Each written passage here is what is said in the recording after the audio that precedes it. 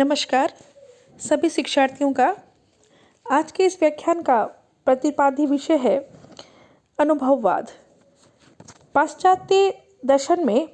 आधुनिक पाश्चात्य दर्शन में दो महत्वपूर्ण संप्रदाय हुए हैं, अनुभववाद और बुद्धिवाद। अनुभववादी संप्रदाय क्या है, इससे पहले हम जानें कि अनुभववाद क्या है। अनुभववाद बुद्धिवाद का पूर्ण विरोधी सिद्धांत है। अनुभववाद के अनुसार ज्ञान प्राप्ति का एकमात्र साधन अनुभव है। अनुभव के अतिरिक्त ज्ञान का कोई अन्य साधन नहीं है। अनुभववाद के अनुसार संपूर्ण ज्ञान अनुभवजन्य है। ज्ञान का कोई भी अंश अनुभव निरपेक्ष नहीं है। ज्ञान अनुभव द्वारा प्राप्त होता है, इसलिए कोई भी ज्ञान जन्मजात नहीं है। बुद्धिवादियों ने कुछ प्रत्ययों को जन्मजात कहा है, किंतु अनुभववादी जन्मजात नाम की कोई वस्तु नहीं मानते। इन लोगों ने मनुष्य के मस्तिष्क को प्रारंभिक अवस्था में साफ कागज या कोरी पटरी कहा है। अनुभव के पूर्व मस्तिष्क रिक्त रहता है। अनुभव के द्वारा मस्तिष्क में विचार अंकित होते हैं। अनुभववादी लॉक ने जन्मजात प्रत्ययों का जोरदार खंडन किया है।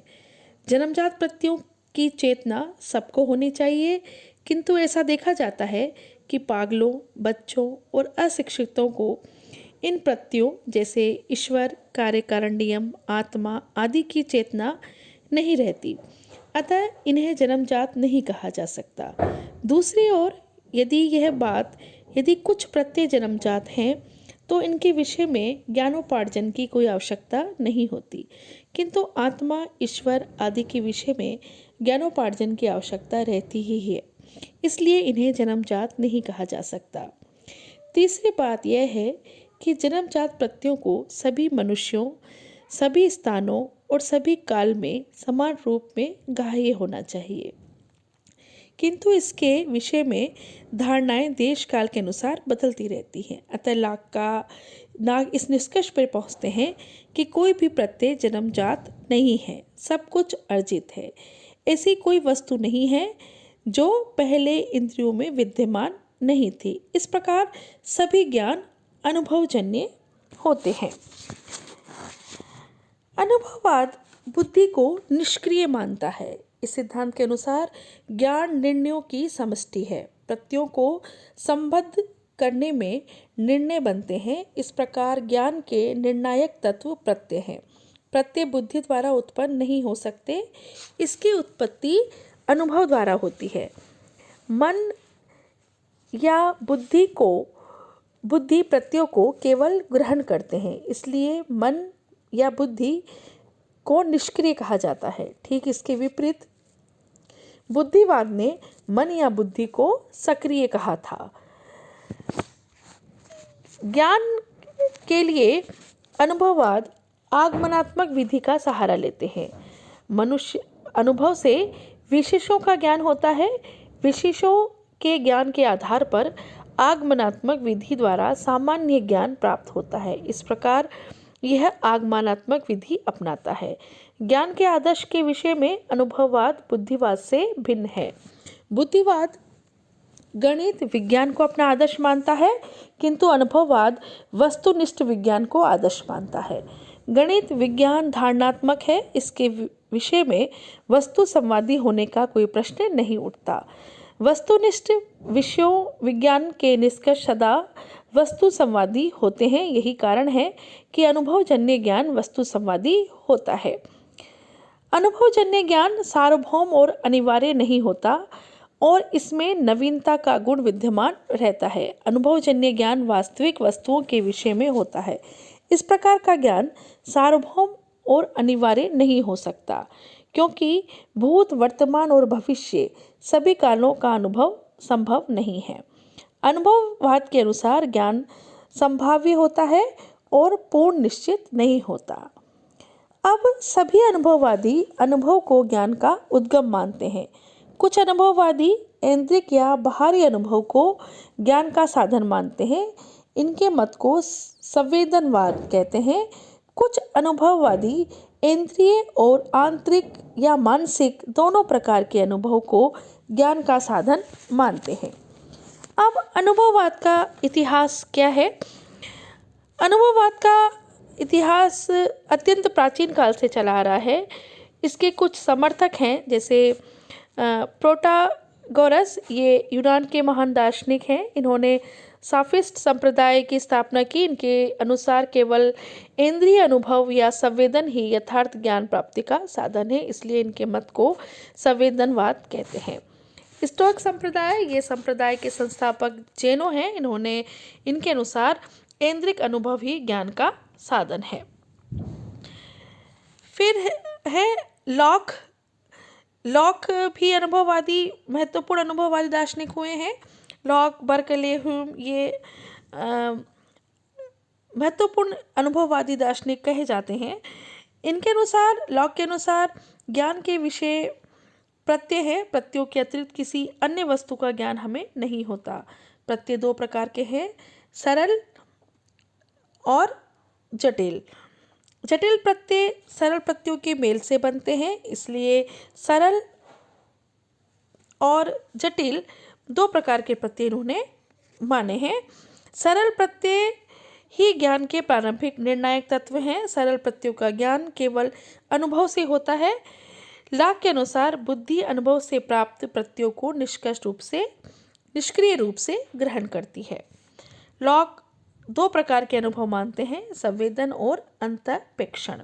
संवेदन इंद्रियों द्वारा होता है और ये बाहरी वस्तुओं के गुणों को व्यक्त करते हैं।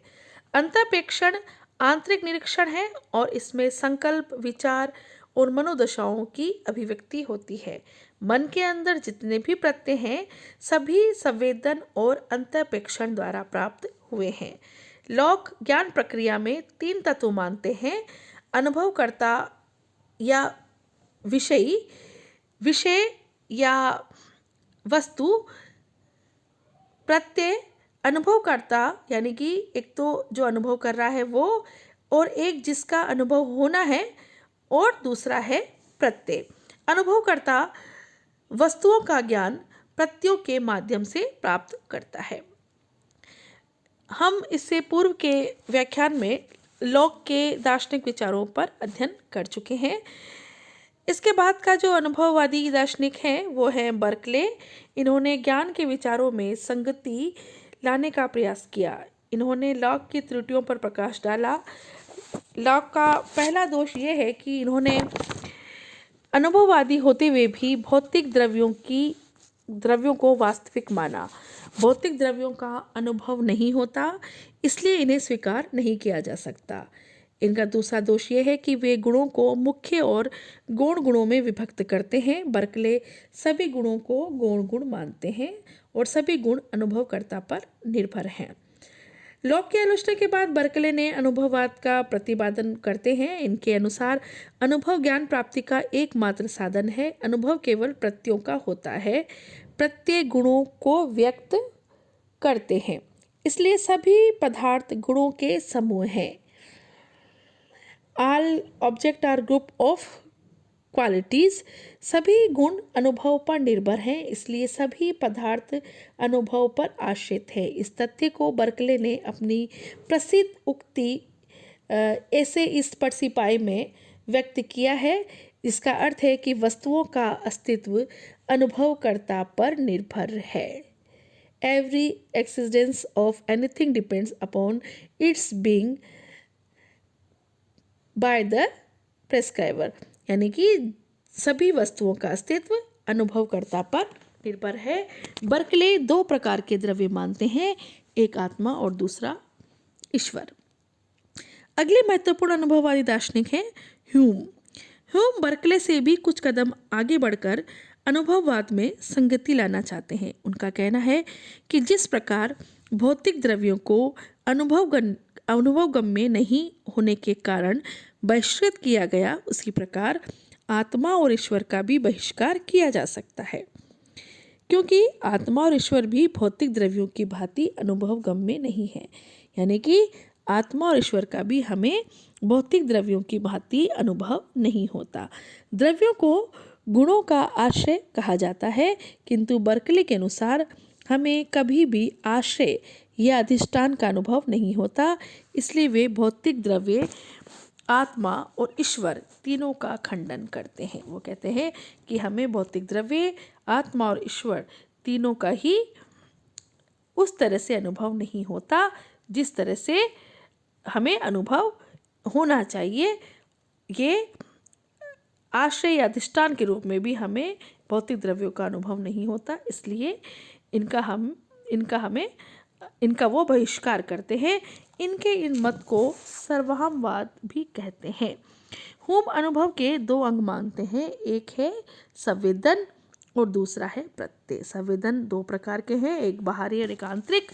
संवेदन अधिक तीव्र, सबल और स्पष्ट रहते हैं और प्रत्यय संवेदनाओं की प्रतिलिपि है। इस तरह से लॉक, बर्कले, ह्यूम तीनों ने अनुभववाद पर अपने अपने विचार दिए हैं। इसका अध्ययन हम आने वाले कुछ व्याख्यानों में करेंगे। अब हम अनुभववाद का मूल्यांकन, इसकी कुछ त्रुटियों पर चर्चा और अध्ययन कर लेते हैं।